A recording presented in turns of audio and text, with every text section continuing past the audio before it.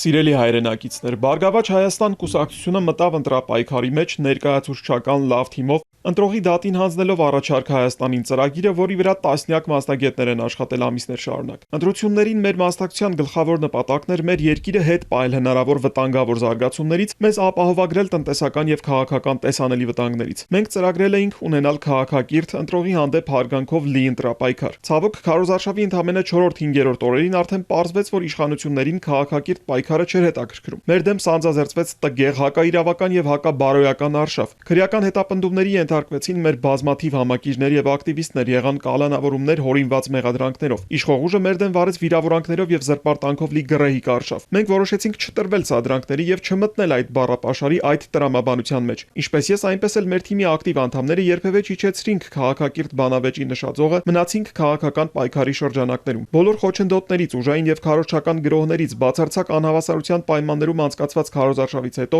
վարչական ռեսուրսի աննախադեպ կիրառման եւ ընտրողի վրա ահռելի ճնշումներով անցկացված ընտրությունների պայմաններում նույնիսկ մեր քաղաքական ուժը չկոտրվեց, հավաքեց բավարար ձայներ խորհրդարան մտնելու համար։ Սկզբում մեր ձայները տեխնիկապես իջեցվեցին եւ մենք սկսեցինք քվեների վերահաշվարկ, որը մեզ թույլ տվեց վերականգնել պակասող ձայները։ Երբ այլևս որևէ կասկած չկար, որ ԲՀԿ-ն խորհրդարանում է, իշխանությունը որոշեց գնալ բացահայտ ջարդարարության։ Ուշ երեկոյան գաղտագողի անցկացվեց ԿՀ նիստ, որտեղ չեղարկվեցին երկու տեղամասերում անցկացված ընտրությունները առանց վերաքվեարկություն նշանակելու, ինչպես պահանջում է ընտրական օրենսգիրքը։ Ակնհայտ է, որ ընտրությունները չեղարկվել են հենց այն տեղամասերում, որտեղ ԲՀԿ-ն շատ քվե է ստացել։ Միաժամանակ չեն չեղարկվել այն տեղամասերի արտերը, որտեղ ԲՀԿ ձայների զրոյացումը չէր կարող ազդել ընտրությունների ելքի վրա։ Սիրելի հայրենակիցներ, սիրելի ժողովուրդ, մենք դուրս էինք եկել ազնիվ քաղաքական պայքարի, բայց մեր դեմ կիրառվեցին ու շարունակում են կիրառվել բոլոր հնարավոր անօրինական քայլերը։ Ուզում եմ ձեզ վստահեցնել, որ մենք շարունակելու ենք օրենքով չարգելված բոլոր միջոցներով պաշտպանել ձեր վստահության քվեն։ Սա այժմ արդեն միայն Բարգավաճ Հայաստան կուսակցության խնդիրը չէ։ Սա Հայաստանի հետընտրական ամբողջ զարգացումների մեր բոլորի խնդիրն է։